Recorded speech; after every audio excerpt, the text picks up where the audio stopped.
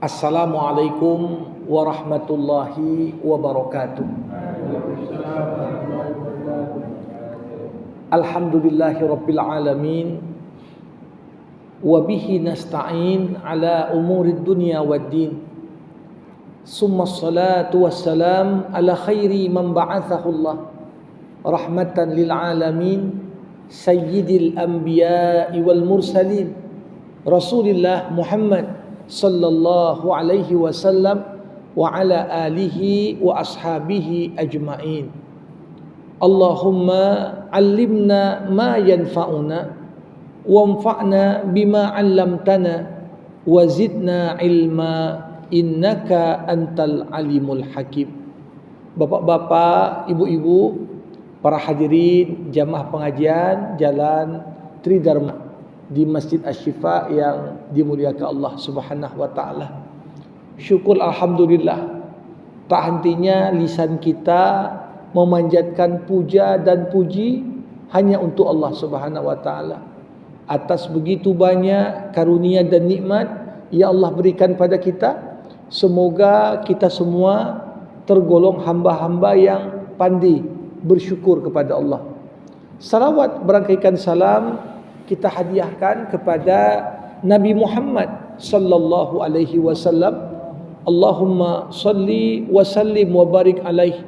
Harapan kita insyaallah kita semua tergolong ke dalam umat baginda yang beruntung mendapatkan syafaat nantinya. Bapak Ibu jamaah rahimakumullah, salah satu hal yang sangat identik dengan bulan Rabiul Awal ini adalah momen kelahiran Rasulullah Muhammad sallallahu alaihi wasallam. Kalau ada satu sumber yang berbicara tentang Nabi Muhammad, yang mana sumber itu paling valid, pastilah itu adalah Al-Quranul Karim. Jadi kalau kita mau kenal siapa Nabi Muhammad, maka yang paling baik menceritakan tentang sosok Nabi Muhammad sallallahu alaihi wasallam adalah Al-Quran itu sendiri. Nah, Bapak Ibu sekalian, satu hal yang paling menarik pertama, walaupun Al-Quran itu diturunkan kepada Nabi Muhammad untuk disampaikan kepada umatnya Nabi Muhammad, tapi hal mencengangkan pertama yang kita temukan, nama Nabi Muhammad termasuk di antara nama yang paling sedikit disebut secara langsung dalam Al-Quran. Kalau kita coba urutkan nama sosok yang paling banyak diulang dalam Quran, nomor 1 Musa. Berulang Musa 170 kali. Dari semua nabi, Musa paling banyak namanya dalam Quran. Sampai para ulama mengatakan hampir saja Quran ini turun untuk Musa, saking banyaknya nama Musa dalam Quran. Kita temukan lagi macam Nabi Ibrahim pun puluhan. Lebih banyak juga dari nama Nabi Muhammad. Bahkan nama Maryam sebagai satu-satunya nama wanita yang Allah abadikan dalam Al-Quran, nama Maryam berulang 28 kali. Jauh lebih banyak dibanding disebutkannya nama Nabi Muhammad. Sedangkan nama Muhammad sendiri, jamaah rahimakumullah, kata Muhammad hanya tersebut sebanyak 3 kali, dan 1 kali nama Nabi dengan redaksi Ahmad. Jadi kalau kita kumpulkan ayat yang menyebutkan nama Nabi itu cuma 4 ayat. 3 ayat dengan redaksi Muhammad, 1 ayat dengan redaksi Ahmad. Tapi apakah ini berarti Al-Quran sedikit cerita tentang Nabi Muhammad? Ternyata bukan itu. Tidak ada satupun Nabi yang ceritanya lebih banyak disebutkan dalam Quran melebihi Nabi Muhammad. Hanya saja Allah Subhanahu wa taala tidak memanggil Nabi dengan namanya secara langsung. Jadi kenapa Nabi itu namanya sedikit disebut? Karena ketika Allah ingin panggil kekasihnya, Allah enggak sebut namanya. Kadang-kadang Allah panggil, ya ayyuhal muddatsir, wahai orang yang berselimut. Siapa maksudnya? Nabi Muhammad. Tapi enggak dipanggil namanya. Ya ayyuhal muzammil, wahai orang yang berselimut. Nabi Muhammad juga maksudnya. Kadang-kadang Allah panggil Nabi Muhammad dengan apa? Ya ayyuhan nabi, wahai nabi. Ya ayyuhar rasul, wahai rasul. Bahkan kalau kita mau kumpulkan kata-kata dalam Al-Quran yang dianggap mengandung arti berkaitan dengan Nabi Muhammad, kita akan temukan banyak sekali kosakatanya. Salah satu yang diperdebatkan apakah maksudnya Nabi Muhammad atau enggak, kata Yasin dan Toha. Surat Yasin, Yasin. Apa arti Yasin? Ada yang mengatakan ini huruf-huruf terputus. Tapi ada yang mengatakan enggak, Yasin ini nama panggilan Nabi menurut logat beberapa suku Arab. Begitu juga kata Toha. Toha. Sebagian mengartikan ini huruf-huruf terputus, sama seperti alif lam mim, alif lam ra, Toha. Tapi sebagian yang lain mengartikannya Toha ini adalah panggilan untuk Nabi Muhammad. Bahkan di antara nama yang disematkan pada Nabi Muhammad SAW. Jadi kalau kita mau jujur, bahkan semua cerita Nabi selain Nabi Muhammad yang Allah Subhanahu wa taala sebutkan dalam Al-Quran, tujuan akhirnya adalah untuk pembelajaran bagi Nabi Muhammad SAW. Jadi cerita tentang Adam, tentang Nuh, tentang Ibrahim, tentang Musa, tentang Isa, tentang Daud, tentang Sulaiman. Untuk apa diceritakan itu? Ternyata tujuan akhirnya supaya menjadi setawar sedingin bagimu Muhammad. Perjuangan dakwahmu itu berat, kau didustakan, kau dipersekusi, tapi kau bukan orang pertama. Sebelum engkau mengalami pengalaman yang demikian, sudah banyak utusan-utusanku yang mengalami hal yang serupa. Maka ceritakanlah tentang nabi-nabi sebelum Nabi Muhammad sallallahu alaihi wasallam. Nah, Bapak Ibu, jamaah rahimakumullah, kita dalam kajian malam hari ini mencoba untuk fokus terhadap 4 ayat yang nama Nabi Muhammad langsung disebutkan di situ.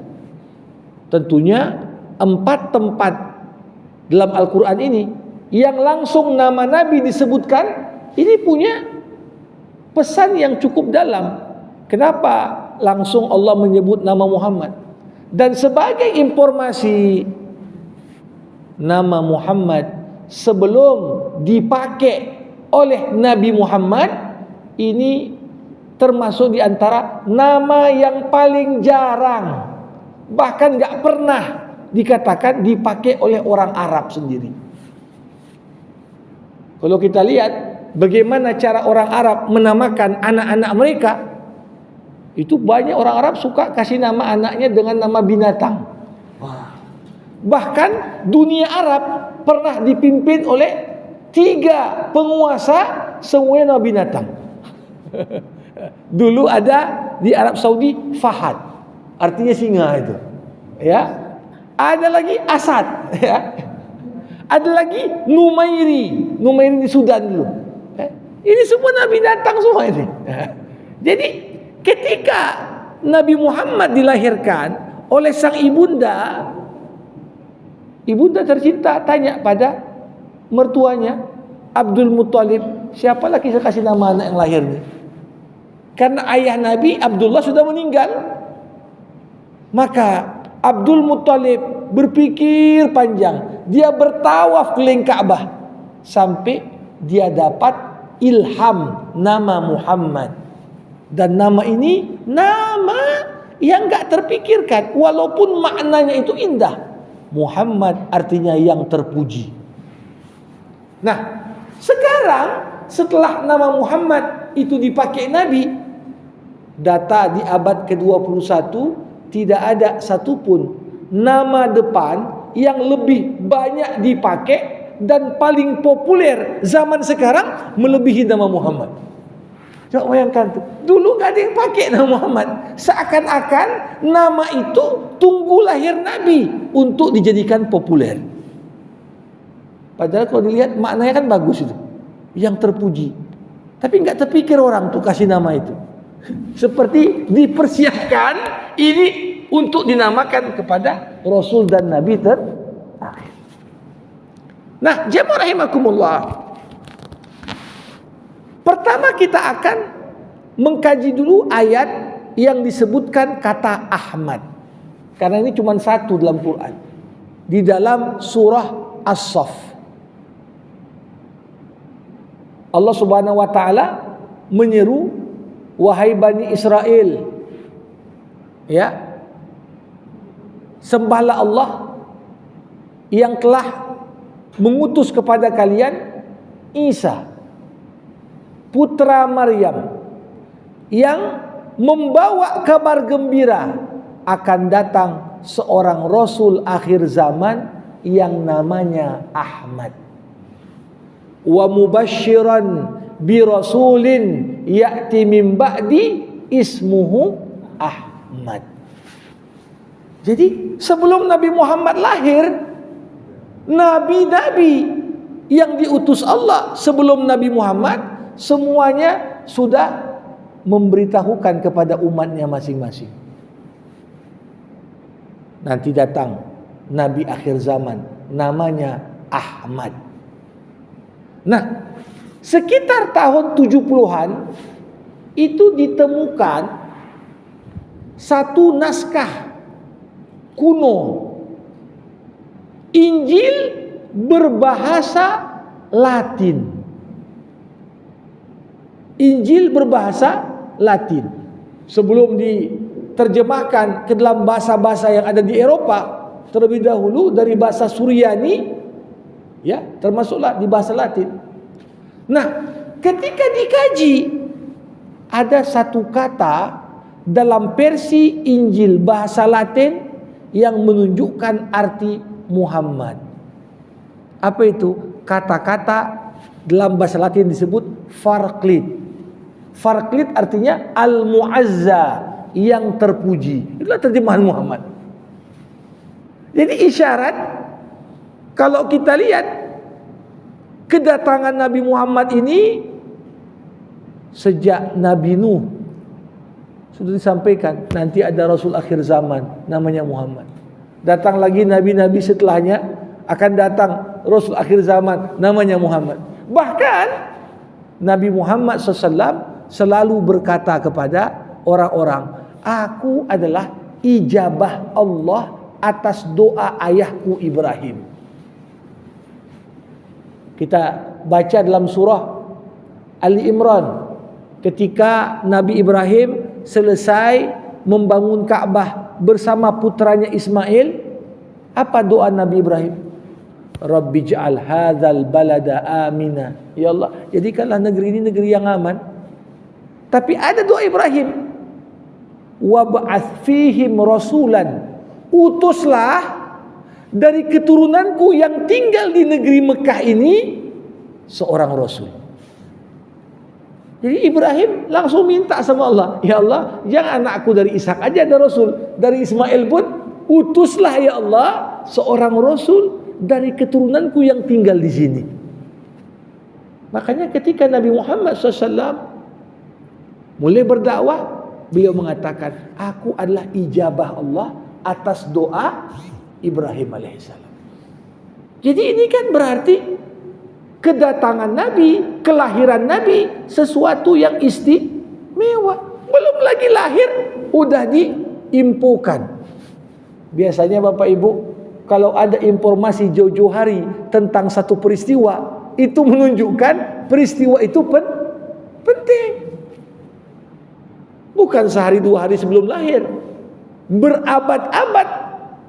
Ya, coba bayangkan jarak antara Isa dengan Nabi Muhammad saja 600 tahunan lebih. Isa udah kasih tahu. Konon lagi jarak antara Isa dengan Musa itu juga ribuan tahun. Udah dikasih tahu juga oleh Musa, akan datang nanti Rasul terakhir namanya Muhammad. Jadi pantaslah kita kalau bergembira mengenang momen kelahiran Nabi, momen kelahiran sosok manusia yang bahkan berabad-abad sebelum kejadiannya semua orang udah menginfokan. Ini kan sesuatu yang luar biasa, ya. Para hadirin, Bapak Ibu yang dimuliakan Allah, itu tadi ayat yang menyebutkan kata Ahmad.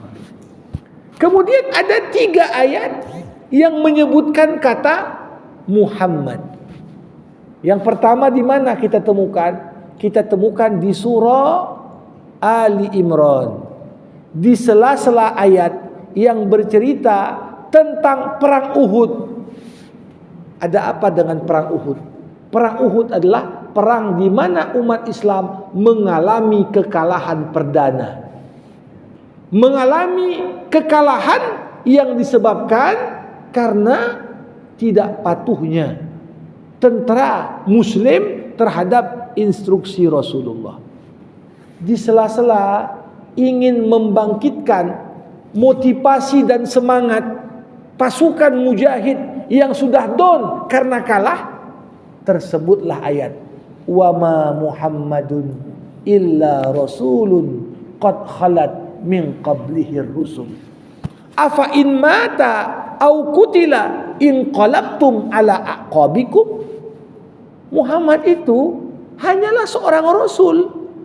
Sebelum Muhammad pun udah kami utus rasul-rasul yang lain. Apakah jika Muhammad meninggal atau terbunuh kalian tinggalkan Islam? Karena momen paling berat di perang Uhud kapan? Di saat tentara umat Islam tercerai-berai, tersiar kabar Nabi Muhammad terbunuh. Makin down semangat para mujahid. Ya, untuk apa lagi lah kita berjuang? Nabi aja udah meninggal. Turun ayat di momen itu. Dan bukanlah suatu kebetulan di saat Nabi Muhammad wafat, banyak ketika itu sahabat yang gak percaya Nabi Muhammad wafat. Termasuk sahabat yang paling dekat dengan Nabi, Umar bin Khattab. Umar pidato di depan rumah duka Rasulullah yang bilang Muhammad dah meninggal, awas ya, ku potong lehernya, kata Umar. Ini Muhammad pergi bentar aja, balik lagi dia. Ketika itu didengarlah oleh Abu Bakar. Apalah cakap Umar ini, kata Abu Bakar. Dibacakan oleh Abu Bakar ayat yang tadi diturunkan di momen perang Uhud. Wa ma Muhammadun illa rasulun qad khalat min qablihi rusul. Begitu Umar mendengar ayat itu, Umar berkata, seakan-akan aku baru pertama kali dengar ayat itu, katanya. Saking syoknya Umar dengan berita wafatnya Rasulullah. Artinya apa? Ini merupakan pesan dari Allah kepada kita. Betul kita cinta Nabi Muhammad, tapi cinta sebenarnya umat Muhammad kepada Muhammad adalah tetap berkomitmen kepada risalah dan ajaran yang dibawa Nabi, walaupun Nabi sudah tidak ada di tengah-tengah kita. Ada orang komitmennya itu dikaitkan, kalau Nabi Muhammad ada ya aku ikut, kalau nggak ada ya aku balik, kan gitu.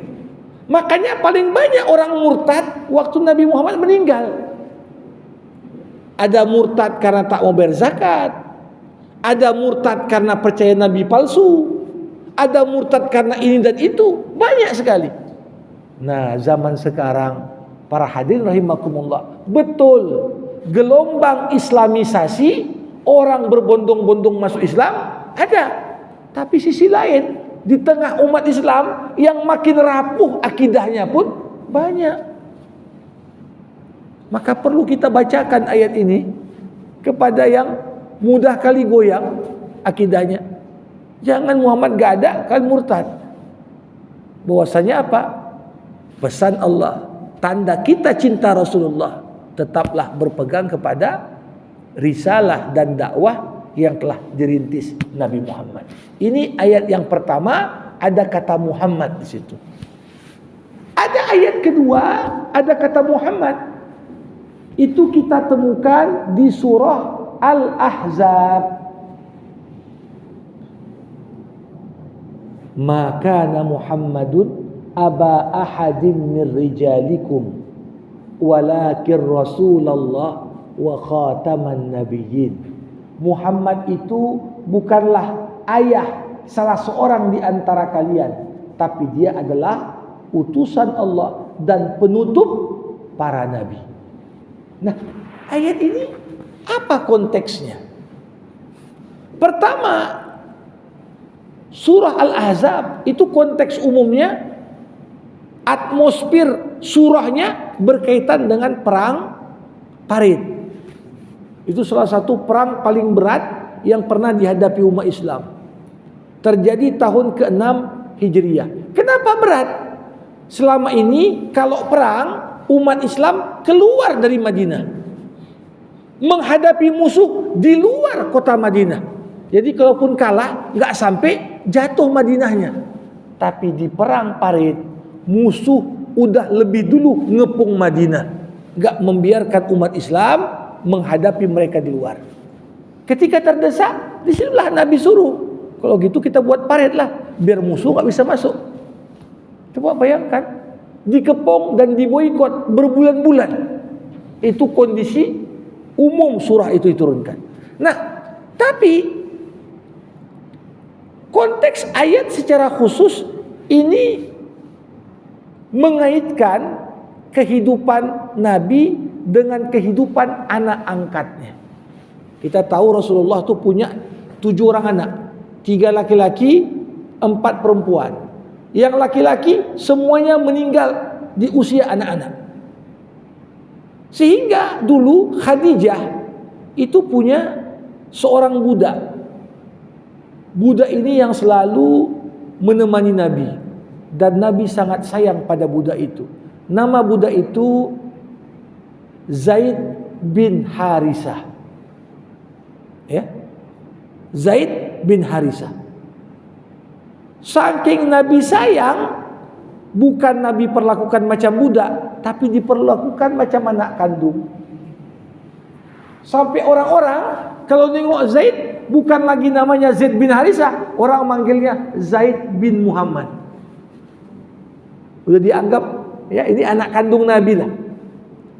Tapi jamaah rahimakumullah, salah satu poin penting di ayat tadi apa? Nabi sayangi betul anak angkatnya ini, sampai Nabi menikahkan anak angkatnya ini dengan kerabatnya sendiri. Siapa? Zainab. Zainab ini keluarga bangsawan, keluarga Quraisy. Sedangkan Zaid ini mantan budak. Mantan budak. Tapi Zainab ketika dilamar Zaid, walaupun dia gak suka pertama, tapi karena yang meminangnya Rasulullah, gak berani dia nolak. Gak berani nolak dia. Akhirnya nikahlah Zaid dan Zainab. Tapi karena dari awal prosesnya ini ada sesuatu yang kurang tepat, tiap hari asyik berkelahi aja Zaid sama Zainab. Berkelahi saja. Hingga Zaid pun asal jumpa Nabi ngeluhkan tentang istrinya. Kayak mana Nabi, aku direndahkan sama istriku, gini mana Nabi. Hingga pada akhirnya apa? Tak tahan lagi Zaid, ditalaknya lah istrinya. Ditalak oleh Zaid istrinya. Tapi yang tak pernah terbayangkan orang, begitu habis masa iddah Zainab, turun ayat memerintahkan Nabi mengawini mantan istri anak angkatnya. Nabi pun berat untuk melaksanakan itu. Apa kata orang, kata Nabi? Apa kata orang? Sampai Allah mengatakan dalam surah Al-Ahzab, apakah kau takut sama cakap orang? Padahal Allah lah yang lebih pantas untuk kau takuti, kata Allah. Akhirnya apa? Dengan Nabi menikahi Zainab, mantan istri Zaid, Ini menunjukkan anak angkat takkan pernah menjadi anak kandung. Karena mantan istri anak kandung gak boleh dinikahi. Tapi mantan istri anak angkat boleh dinikahi. Makanya turun ayat makana Muhammadun aba ahadin min rijalikum. Muhammad itu bukan ayah angkat. Posisi Muhammad bukan sekedar ayah angkat bagi si Zaid, tapi posisi Muhammad adalah Rasulullah wa khataman nabiyyin. Dia adalah utusan Allah dan penutup dari serangkaian nabi. Jadi apa pesan? Kita harus pahami Nabi Muhammad itu bukan untuk sebagian orang, ini kan makan soroti juga, sibuk cerita tentang nasab. Memang kita juga tak mau dan tak setuju. Sebagian orang ini sengaja membuat keruh yang sudah jelas nasab pun.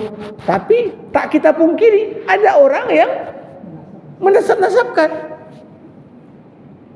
Karena garis keturunan Rasulullah adalah mulia. Tapi Nabi pun pernah mengatakan sama putrinya Fatimah, Fatimah, putri Muhammad, aku tak bisa tolong apapun untuk kau. Kalau lambat amalmu, tak akan berguna nasabmu, kata Rasulullah. Jangan jual-jual nasab aja, enggak sholat, enggak ada berbuat amal soleh, gara-gara aku ini keturunan Nabi nih.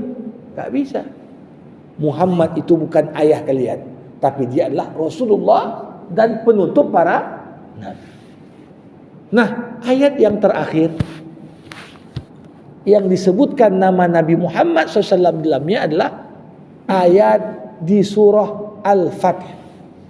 Penutup surah Al-Fath, Muhammadur Rasulullah wallazina ma'ahu asyidda'u 'alal kuffar ruhama'u bainahum tarahum ruk'an sujada yabtaguna fadlan minallahi wa ridwana simahum fi wujuhihim min athari sujud zalika mathaluhum fit Taurah wa mathaluhum fil Injil kazar'in akhraja syat'ahu fa'azarahu fastaghlaza fastawa ala suqih yu'jibu zurra liyaghidha bihimul kuffar. Muhammad adalah utusan Allah dan orang-orang yang bersamanya tegas kepada orang kafir, saling menyayangi terhadap sesama mukmin. Kau lihat mereka sibuk ruku dan sujud berharap ridho Allah. Tanda keimanannya nampak tanda-tanda sujud. Itulah perumpamaan mereka di Taurat, kata Allah. Jadi konteks ayat ini cerita tentang apa? Identitas Muhammad dan ciri para pengikutnya. Jadi kalau kita ngakulah senang kita memperingati Maulid, senang kita berintisab kepada Rasulullah, kami umat Nabi Muhammad, jangan sekedar bangga-banggakan diri. Tengok sifatmu udah sama enggak dengan sifat pengikutnya Nabi Muhammad. Karena ayat tadi tegas mengatakan orang yang bersama Nabi, sifat pertama tegas kepada kafir. Ini sekarang paus datang diciumi kepalanya. Sedang kalau jumpa sama muslim, begitu enggak sama mazhabnya saling dipukul. Ini kan sudah agak apa nih? Putar balik dunia ini. Di sisi yang lain keras sekali kalau sama muslim. Beda mazhab sedikit, beda udah dibubarkan pengajiannya dan sebagainya. Nah, jadi apa tanda kita mengikut umat Nabi Muhammad? Pertama, ada ketegasan. Bukan berarti kita sikap kasar, tapi jangan pernah mau sampai kita pula ngomong sama aja semua agama itu. Kalau sama ya udah, ya nggak usah lagi kau berislam, kan begitu. Tapi harus ada benang merah pemisah yang jelas, mana hakikat Islam, mana hakikat di luar Islam. Itu yang penting. Jangan sibuk kita memperingati Nabi lahir, tapi kita tidak implementasikan sifat pengikutnya pada diri kita. Kemudian bukan hanya itu, sifat umat Nabi Muhammad banyak ruku dan sujud. Makanya dikatakan kalau kita mau nengok mana umat Nabi Muhammad yang sebenarnya, tengoklah yang sholat di masjid. Jadi kadang-kadang banyak pun jumlah kita, tapi berapa persen yang betul-betul ruku dan sujud? Dan selalu kebangkitan Islam dikaitkan dengan sejauh mana masjid itu dimakmurkan dengan para jemaahnya. Kenapa di Gaza itu udah lebih dari 300 hari dibombardir, diserang, diboikot, kok tahan? Ketahanan masyarakat terlihat dari ketahanan mereka memakmurkan masjid. Ini yang perlu untuk kita renungkan. Jadi bukan sekedar kita, ya, Nabi Muhammad tanpa kita puji pun udah terpuji dia. Ya. Tapi selama kita tak memperbaiki dan menyesuaikan bagaimana seharusnya karakter kita seperti karakter pengikut Nabi Muhammad, maka pujian-pujian itu tidak berdampak langsung selama kita tidak punya komitmen untuk memperbaiki karakter kita, nilai yang kita perjuangkan, ya, sebagaimana digambarkan dalam ayat Al-Quran tadi. Nah, jadi ini 4 ayat kalau kita kaji dalam, luar biasa maknanya. Saya kira ini pengantar saya untuk jumpa kita malam hari ini. Mudah-mudahan dengan semangat rasa cinta kita pada Rasulullah, ya, kalau kita pegang 4 ayat yang ada nama Muhammad ini aja udah lebih dari cukup nih untuk menegaskan kita memang adalah umat Nabi Muhammad yang bangga kepada Rasul dan Nabinya. Demikian yang dapat disampaikan. Kita buka diskusi dan tanya jawab. Kepada Bapak Ibu saya persilakan. Alhamdulillah, sama kita sudah mendengar arahan Ustaz berjudul dari Maulid. Pada kita diberikan waktu untuk bertanya, berdiskusi, baik dengan topik maupun hal-hal yang pernah dipersilakan. Silakan, Prof Mano. Ya. Ya. Ya. Ya. Ya. Ada juga yang saya ini kalau kita dimulai dengan tidak. Ya kan? Nah, yang kedua Ustaz dan yang kedua, kenapa kita mengibaratkan orang lain? Kenapa tidak mengibaratkan? Ya. Ya. Tapi yang kita tidak kita ini bagus juga. Kita bisa seperti itu. Kan kenapa kita nggak kepada Muhammad? Bagaimana Nabi Muhammad itu kita umat? Ya. Jadi ceritanya itu mengenai neraka. Ya. Kata ada 6 tingkat neraka.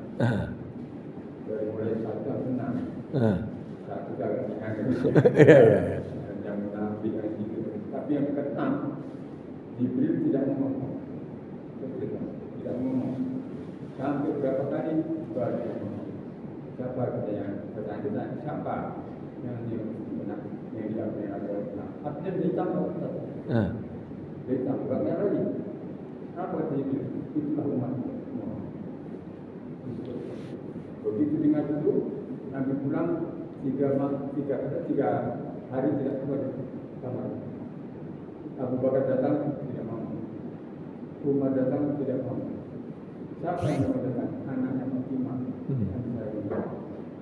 Jadi begitu masuk kamar, bahasa pemberian nangis semua.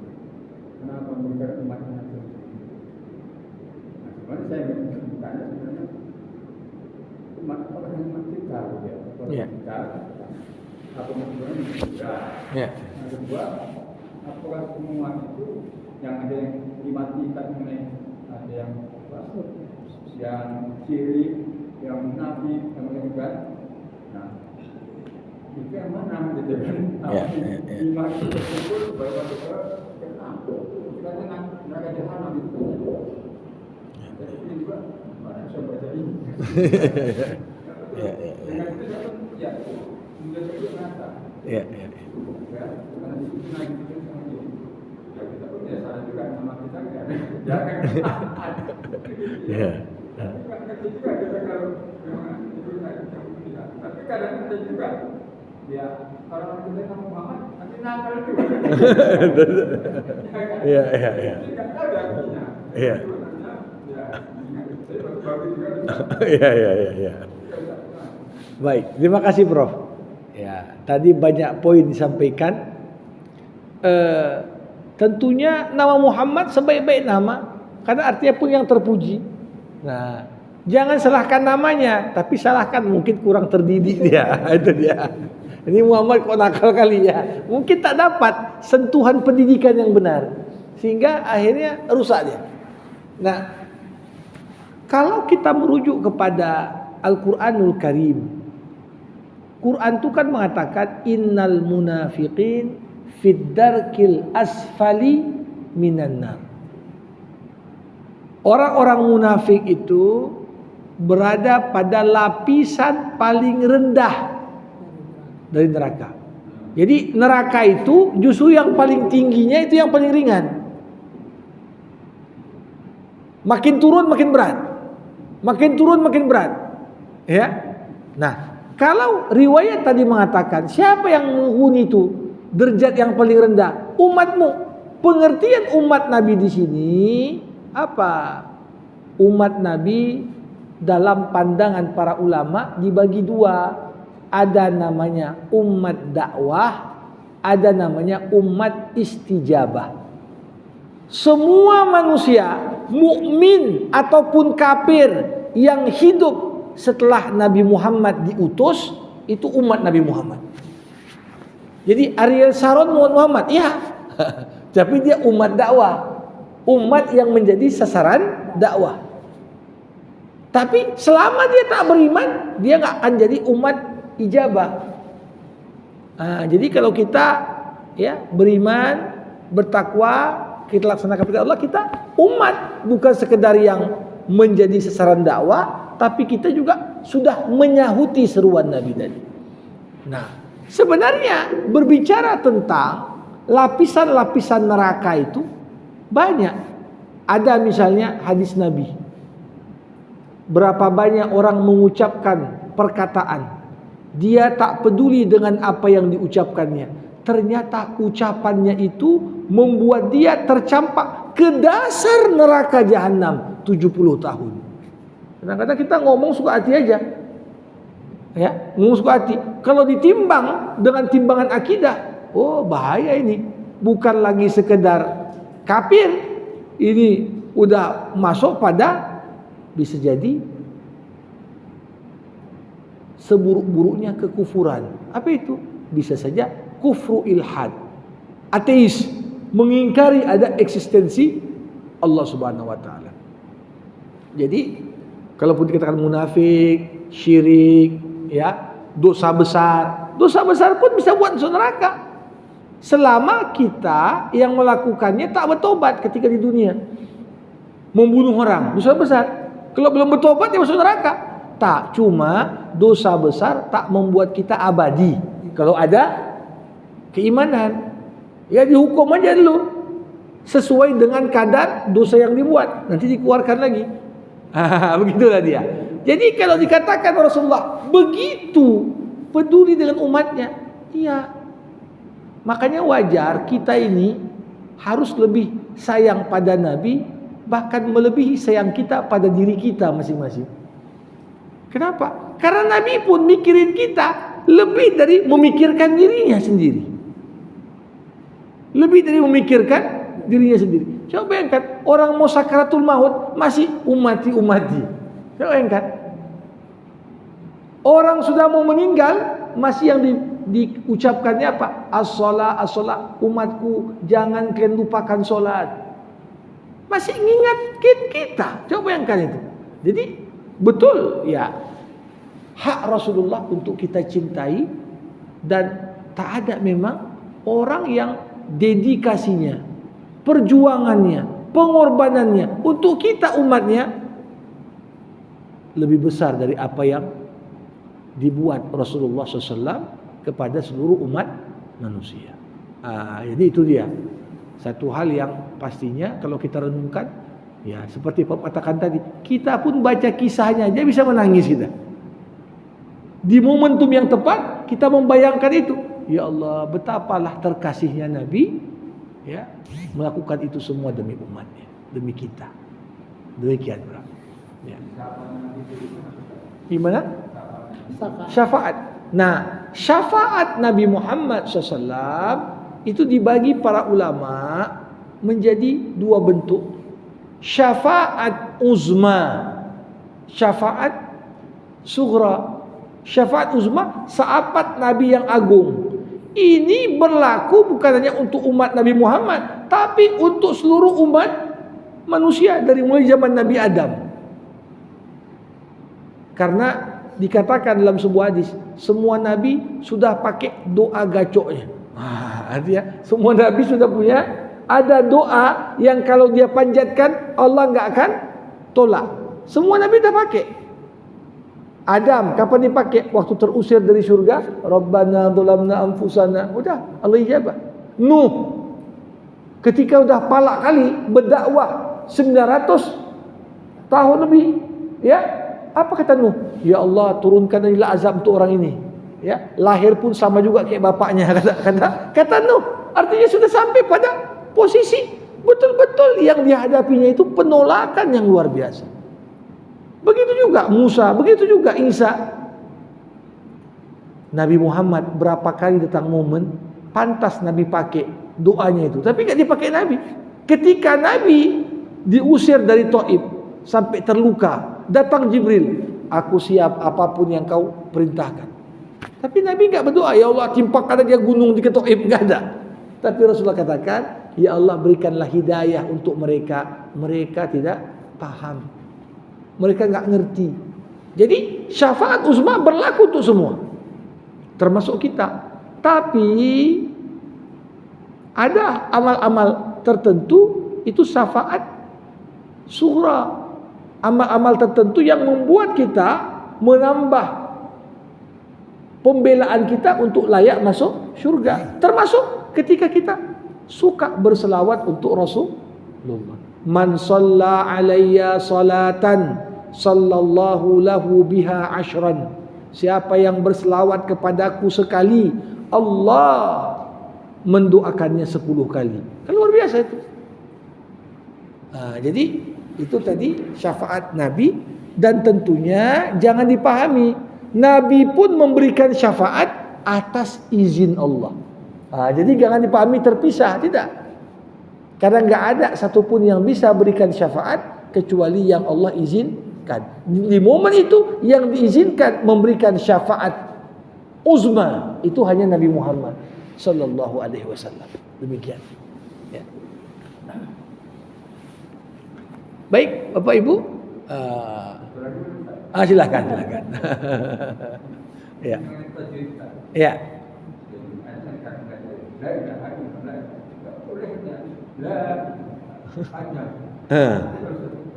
Ya. Begini, huruf lam dalam bahasa Arab itu bisa banyak artinya sesuai dengan bagaimana kita mengucapkannya. Kalau kita sebutkan la ilah, ada mat di situ. Itu menjadi huruf nafiyah, menafikan tidak ada Tuhan kecuali Allah. Tapi kalau la-nya tadi pendek kita baca la ilaha, itu la bisa jadi lam taukid, bisa lam menguatkan bukan menafikan, bisa berubah artinya. Makanya hal-hal seperti ini Bapak Ibu, bahasa Arab itu ya bahasa yang betul-betul harus ya dijaga tata cara pembacaannya. Karena bisa baris berubah, bisa jadi lahan salah mengucap. Lahan ini ada yang lahan jali, bisa fatal merubah arti. Bisa yang artinya masih betul, cuman pengucapannya kurang tepat. Nah, sebagian besar ulama kalau lahan itu dibaca dalam solat termasuk kategori lahan jali, itu bisa batal solat. Jadi misalnya barisnya innama yakhsyallaha min ibadihil ulama'u, itu yang betul. Kalau terbalik dia baca innama yakhsyallahu min ibadihil ulama'a. Ini bisa artinya bahaya. Arti yang betul, yang paling takut sama Allah adalah para ulama.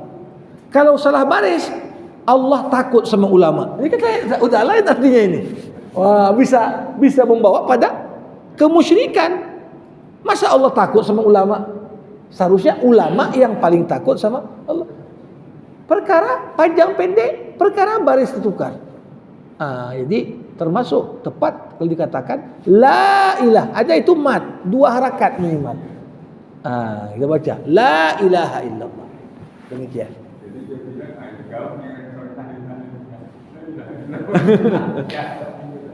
Ya.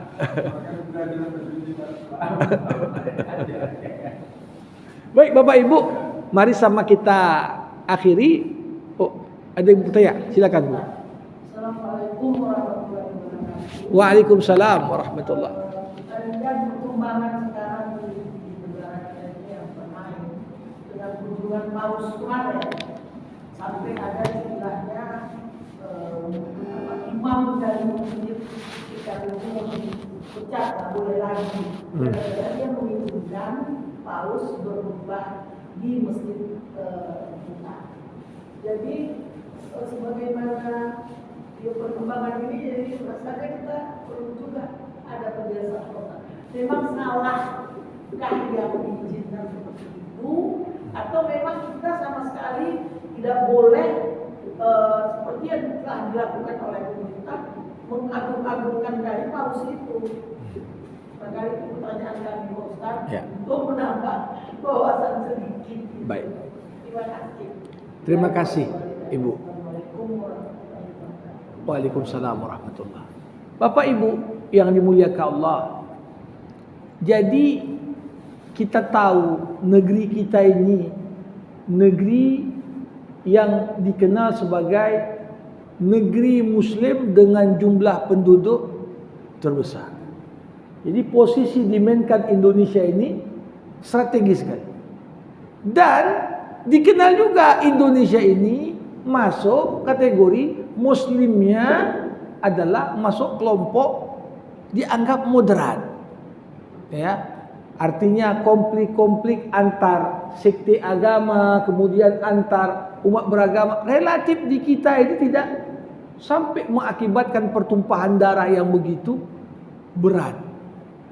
Jadi tentunya satu sisi tujuan tadi, kenapa dia datang tamu kenegaraan, ya satu sisi ya perlu kita artinya jaga, tapi bukan pula istilah anak muda sekarang terlalu lebay juga, terlalu lebay juga, berlebihan. Nah sebenarnya problem Imam Masjid Istiqlal ini kali ini aja yang terkuat. Sebenarnya udah banyak dia berproblem sebelumnya. Karena Nasaruddin Umar ini salah satu tokoh Islam liberal. Saya tegaskan, tokoh Islam liberal. Dari tahun 2000 sudah banyak pendapatnya yang nyeleneh. Gak 1-2 buku dia kasih kata pengantar untuk buku-buku tulisan orang liberal. Sampai buku yang pro LGBT, nikahnya indahnya nikah sejenis, dikasih kata pengantar sama dia. Disertasinya pun itu cerita tentang bias gender dalam Al-Quran. Saya ada buku yang disertasi dia yang dicetak. Banyak juga, nyeleneh juga cara pandangnya. Ya. Nah, sebenarnya yang perlu untuk dipertanyakan yang paling apa? Kenapalah dari begitu banyaklah tokoh-tokoh Muslim yang ada, kok itu pula dipilih untuk nyambut paus? Saya kira mungkin kalau dipilih satu dari MUI gak sampai lebay kali gitu juga. Nah, jadi satu sisi apa makna toleransi? Makna toleransi yang sebenarnya membiarkan dan gak mengganggu. Kalau dia mau datang, apalagi mau mimpin misa, ya udah, kami gak ganggu, kau juga jangan ganggu kami. Jangan gara-gara paus datang sampai ajan di TV pun, kalau bisa jangan ditampilkan lah. Ini kan lebay kali. demi menghormati paus. Artinya ini orang yang sama sekali dari sisi ghirah agamanya pun diragukan juga. Pertama dari sisi itu. Yang kedua, statement-statement dia yang bahaya. Bukan hanya sekedar cium, walaupun dibilang orang, ya paus kan cium tangan dia juga. Nah, tapi sisi lain, ketika seorang public figure, apalagi dianggap referensi orang Islam, ketika dia kata semua agama sama, ini yang lebih bahaya. Makanya dulu ada seorang ulama ketika berjalan, ini Imam Ahmad bin Hanbal, ketika dia berjalan jumpa dengan seorang anak-anak lagi main. Dibilang oleh Imam Ahmad, anak, jangan kau lari, nanti kau jatuh, nanti kau terpleset. Anak itu malah balas kepada Imam Ahmad, Imam Ahmad, yang perlu hati-hati itu kau. Kalau aku terpleset cuma kakiku, tapi kalau kau terpleset bersamamu umat. Berapa banyak pendukungmu?